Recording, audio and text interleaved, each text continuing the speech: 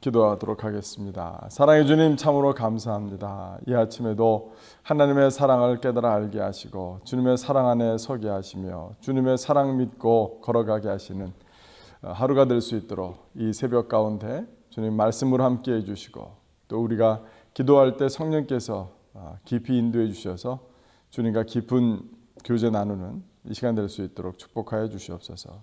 감사드리며 예수 그리스도 이름으로 기도드렸습니다. 아멘. 오늘 3월 8일 금요일 우리에게 주시는 하나님의 말씀은 요한복음 13장 20절에서 30절까지의 말씀입니다. 제가 봉독해 드리도록 하겠습니다. 요한복음 13장 20절에서 30절까지 말씀.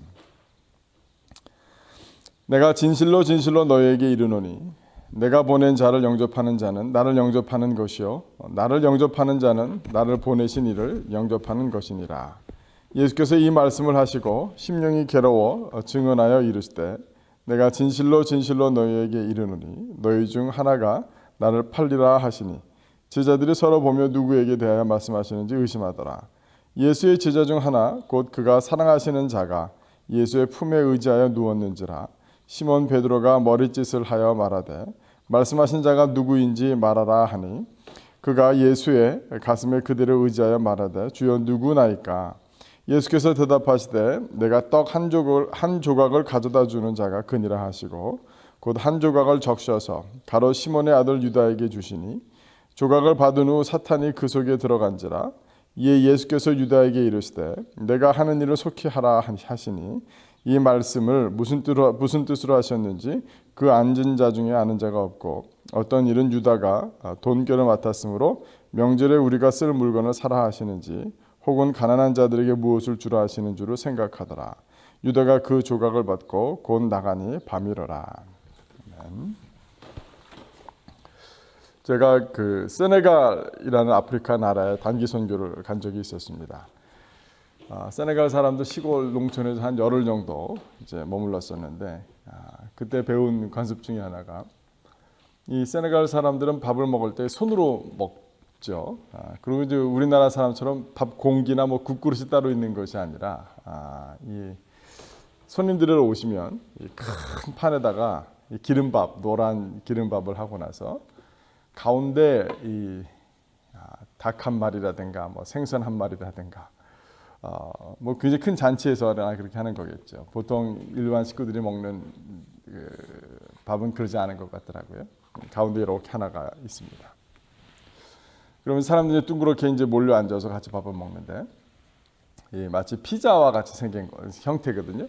그러면 자기 앞에 앉아 있는 그 피자 모양의 밥은 자기가 손으로 이렇게 먹습니다. 그런데 가운데 있는 뭐 생선이 됐던 뭐가 됐던 소위 말하는 메인 디쉬, 이것은 아무나 못 먹어요. 아무나 손을 댈 수가 없어요.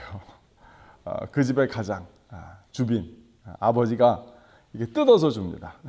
그러니까 자기 앞에 놓인 밥은 피자 형태의 밥을 이렇게 손으로 서로 이제 얘기하면서 손으로 먹지만 가운데 있는 중요한 것은 또 뭐예요? 뜯어줘야 돼요.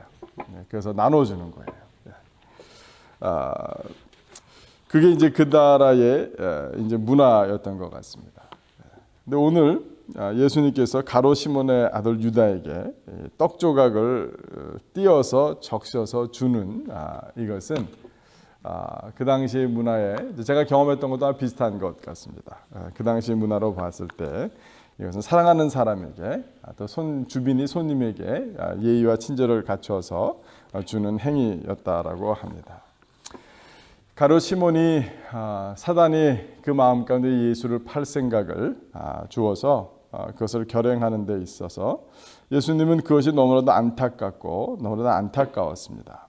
그래서 오늘 본문 가운데도 보면 20절에 보니까 주님께서 아주 중요한 말씀을 해주시죠. 내가 진실로 진실로 너에게 이르노니 내가 보는 자를 영접하는 자를 나를 영접하는 것이요 나를 영접하는 자는 나를 보내신 이를 영접하는 것이더라. 예수님을 믿는 자는 곧 하나님을 믿는 것이요 하나님을 그 마음 가운데 모신 것이다 라고 말씀해주고 계십니다. 이것도 너무 놀라운 사랑입니다. 그런데 주님께서는 그 직후에 아주 심령이 괴로웠다라고 성경은 가르쳐주고 있는데요. 심령이 괴로워서 돌이키라고 가롯 시몬 유다보로 시몬의 아들 가룟 유다에게 돌이키라고 오히려 이렇게 공개적으로 말씀하십니다. 너희 중 하나가 나를 팔 것이다. 이것도 다 사랑의 행위셨어요. 돌이키라는.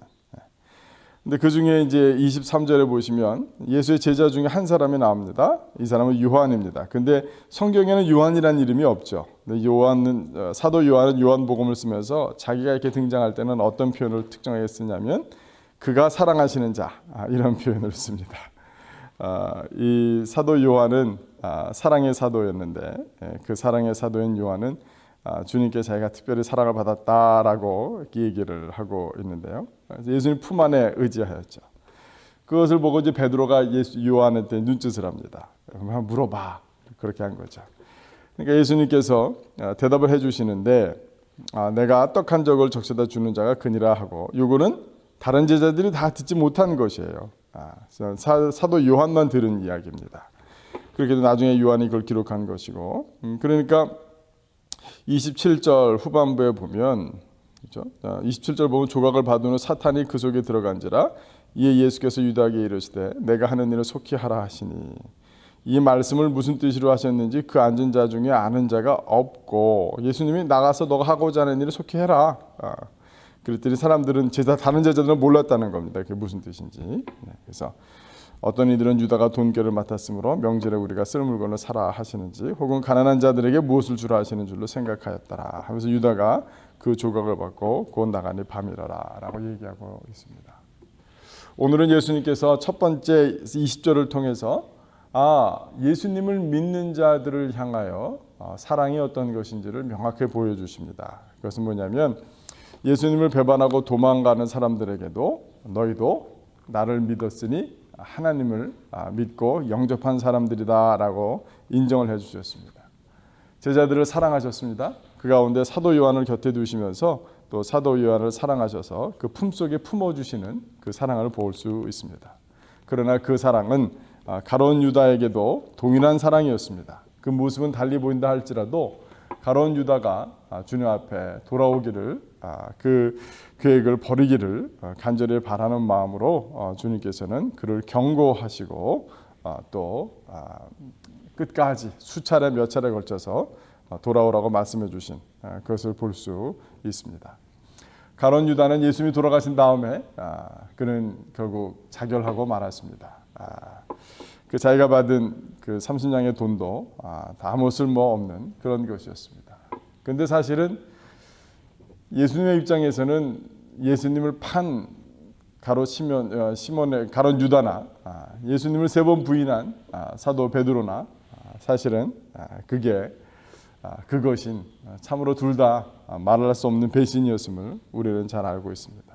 그래도 불구하고 이 사도 베드로는 주님의 경고 앞에 또 주님의 찾아오시는 사랑 앞에 그런 돌이켰기 때문에 그런 사도의 반열에 오르고 또 주님께 쓰임 받고 주님과 깊이 동행할 수 있는 축복을 누린 반면 이 가롯의 아들 시몬의 아들 가룟 유다는 그러지 못한 안타까운 일들을 우리는 볼 수 있습니다.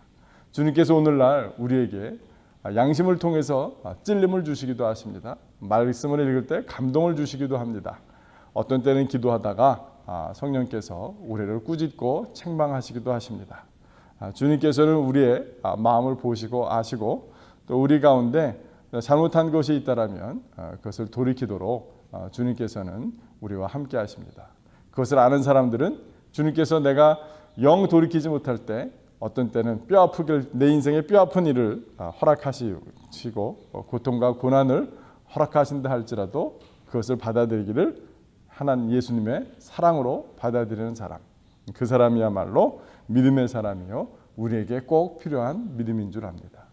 우리가 우리 인생의 마음대로 되지 아니하고 우리 인생에 고난이 올 때에 우리는 간혹 하나님을 원망하는 자리 가운데 나아가기 쉽습니다.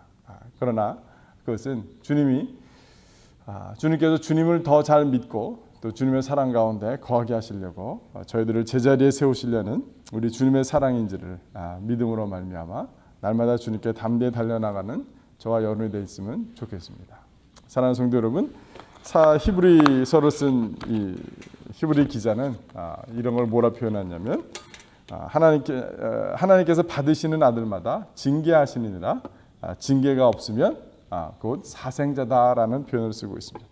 주님은 우리를 사랑하시기에 우리가 사생자가 아닌 하나님의 친자녀이기 때문에 우리를 징계하시기도 하고 우리에게 경고를 주시기도 하고 우리를 그런 방법이라도 제자리에 서게 하시는 그런 주님을 믿음으로 오늘도 승리하시는 세상을 이겨내시는 저와 여러분이 되기를 주님의 이름으로 축원합니다. 기도하도록 하겠습니다. 오늘 기도할 때에 오늘 우리 GT에 나오는 중보 기도 제목 제가 또 읽어드리도록 하겠습니다. 오늘은 핍박받는 인도의 그리스도인들을 위해서 기도합시다. 인도에서 목회자와 그 약혼자로 보이는 여성이 폭행을 심하게 당하고 그들이 이끌던 교회는 불에 타버린 사건이 일어났습니다. 테러범들은 힌두 신을 찬미하라는 요구를 거부해 이같이 응징했다고 주장하고 있습니다. 괴한들은 자신들이 인근 마을의 감리교에서 왔다며 접근해 기도를 요청했습니다. 그러나 목회자가 경계심을 풀고 문을 열어주자 칼을 꺼내 목에 겨누고 자이 시리람, 람신이 승리를 위하여라고 따라 외칠 것을 요구했습니다. 목사는 람신을 찬미하는 구호를 외치고 성경을 발로 밟으라는 요구는 거절했고 괴한들은 석유를 교회에 끼얹고 불을 붙였습니다. 인도에서 박해받고 있는 기독교인을 하나님께서 보호하시고 인도하시길 기도합시다.